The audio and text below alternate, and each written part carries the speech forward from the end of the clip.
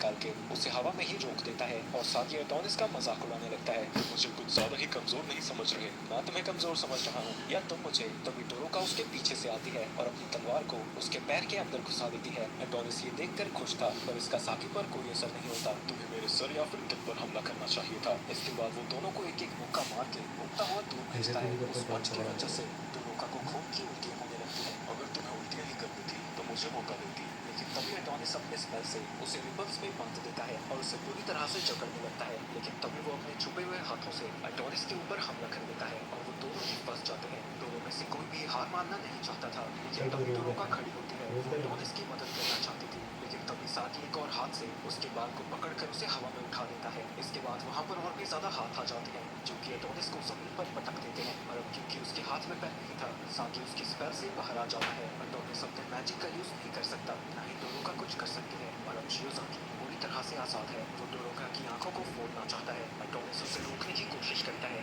लेकिन वो जरा भी नहीं मिल पाता। डोरोका समझ जाती है